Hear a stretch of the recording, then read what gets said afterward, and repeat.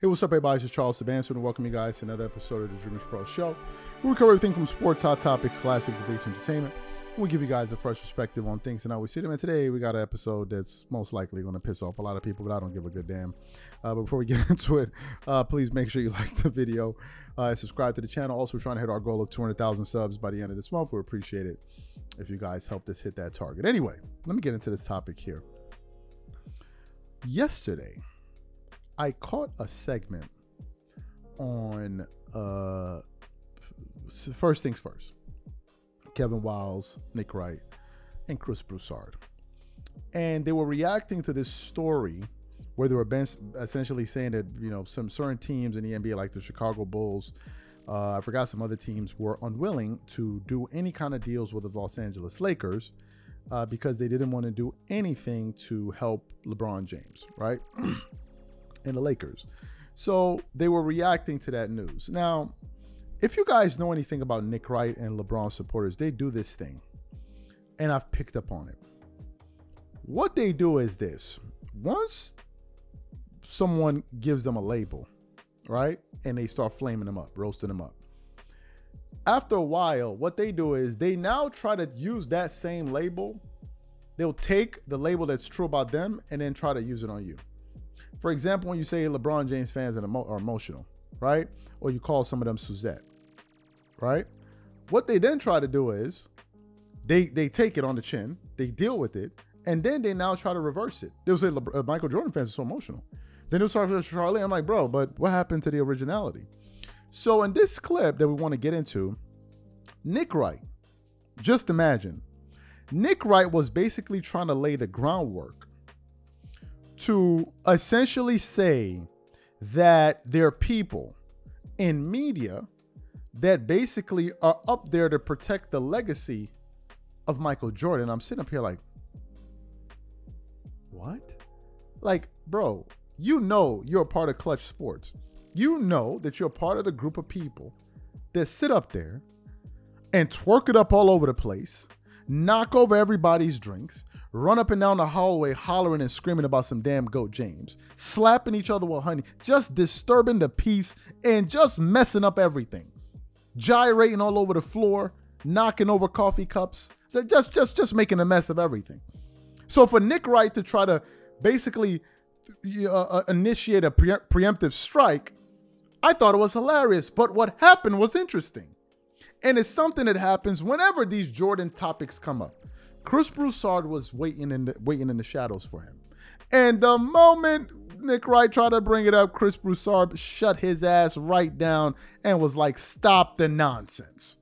They got people on media that do that for LeBron James. So that's what we want to get into today. But before we even get into this exchange, this video is brought to you by our sponsor. Game Time is the official sponsor of today's show. Game Time Tickets is an authorized ticket marketplace of the NBA, which makes getting playoff tickets faster and easier than ever. For example, I am super excited about the games between the Dallas Mavericks and the Minnesota Timberwolves this week. With Game Time Tickets, I can easily pick the best tickets for me. I love that I can choose between different deals. I have the option to select the cheaper deal, the best option deal, or my favorite, the flash deal. The flash deal gives me the option to find discounts that I can only find on Game Time. Once I select the ticket I want, I can view my seat. And it's not just restricted to the NBA. I can also look for the best ticket deals for other sports like football, baseball, or concerts, or comedy or theater shows. Included in my purchase, I also have a 24-hour return guarantee, a lowest price guarantee, event cancellation protection. So take the guesswork out of buying NBA tickets with Game Time. Download the Game Time app, create an account, and use code CLNS for $20 off your first purchase. Again, create an account and redeem code CLNS for $20 off. And remember, whenever you support this sponsor, you're supporting this channel. Thank you. So what we want to do is we want to play this exchange for you guys. It's not really long, only about a minute or so. I want to play the exchange for you now, and then want to come back and react to this exchange here. Take a listen to Chris Broussard and Nick Wright in this soundbite. Take a listen to that there. Here's the thing. A huge portion of the NBA media business is about protecting Michael Jordan. So it wouldn't shock me if some of the NBA's actual business that's not about Brew. That's not about Brew. You just said it right to his face. In general, it's not true. Okay, I disagree. It's not true. I disagree. I think that people would say that half the young, new media protects LeBron. Okay, you know what? It's like, you know what, Brew? I don't think. And you want to know something? I think there are reporters out there calling it like I think there are some. You're right, and I agree with you that there is some factions of the media that are invested in protecting LeBron, and I would imagine you would agree with me. There are some factions of the media that are invested in protecting Michael Jordan. It's just my opinion. Maybe he hangs out with them in skyboxes or not, and maybe he's all of a sudden a huge part of the nostalgia of how they came up in the media sports reporting world. Maybe they're all Chicago-based. I don't know. It's just how I've consumed basketball my whole life. I don't even know what you're talking about now. Okay, that's the audience does. It's fine. To the point that I was trying to make. So you heard the exchange there. This is why you need somebody like Chris Broussard on that show. This is the exact reason you need someone like a Chris Broussard in that show. If Chris Broussard wasn't on that show, Nick Wright would run amok. In my personal opinion, Kevin Wiles, who also seems to not be able to tolerate some of the stuff that Nick Wright does, I believe he lets him off the hook too many times because I think he just gets fed up in Nick. Nick is like, what do you have to say? He's like, nah, just forget it, man. I don't have the strength. I don't have the strength to deal with this guy. I don't have the zeal to compete with this guy today. I mean, the minute you start debating him, all of a sudden, he starts throwing honey at you. Like, I don't have the strength. I don't have the strength to deal with this honey slinging twerker over here. I don't know. I don't know what to do with him, right? But Chris Broussard always comes ready for him. And this is something that Chris has done historically. Whenever Nick Wright will be up there trying to twerk it up for LeBron James and spit all kind of nonsense all over the TV screen, Chris Broussard would always shut him down. To Nick Wright's point, really? Really, bro? Who are these people? Who are these people? These Jordan support. You see, here's what it is. What happened was this. The consensus was MJ's the GOAT. And then something interesting happened. Nick Wright had his big break on television, and it happened in 2016 when he went on Undisputed when Shannon Sharpe was there. And it's still his single most viewed clip today on YouTube. Has millions of views. He went on, which means it must have had a lot of views on television. He went on there and said in 2016, after LeBron won his third championship, that LeBron had officially surpassed Michael Jordan. It was such an outlandish take that it caused everyone to turn and say, who is this guy? Who is this guy?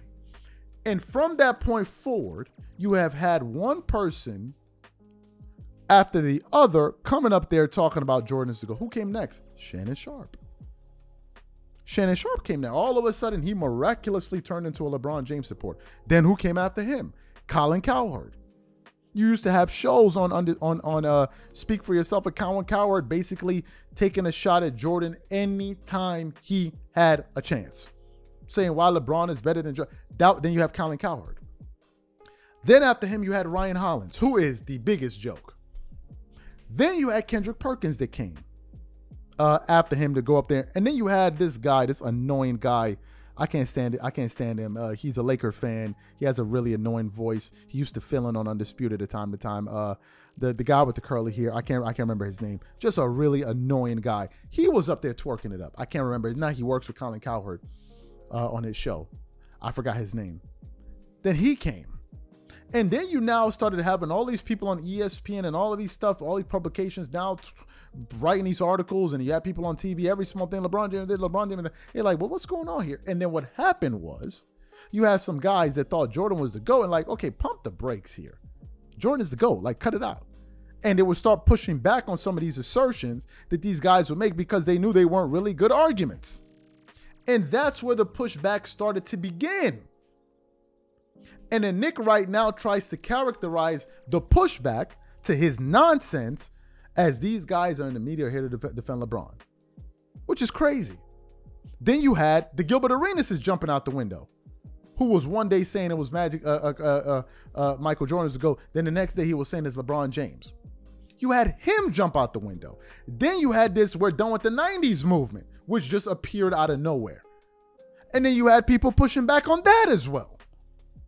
So Nick Wright is calling these people apologists. They're just people pushing back on the BS narratives that they're trying to promote. But in a very slick way, he tries to make it seem like these people are the propagandists, when it's him. But he thinks he's so clever. And what amazes me is he gets it over so many people. He gets it over on so many people. That was the game he was trying to play. And Chris Broussard was like, bro, cut it out. Like what in the hell are you talking about right now, Brody? Like, Brody, what are you talking about? So I thought that was a pretty interesting exchange. And I thought, hey, this would be something very interesting to share with the audience. So what I want to know from you guys, what do you think about the exchange there? What do you think about today's show and our analysis? Whatever you guys think, please leave your thoughts and comments in the comment section. We catch you guys on the next show. Peace.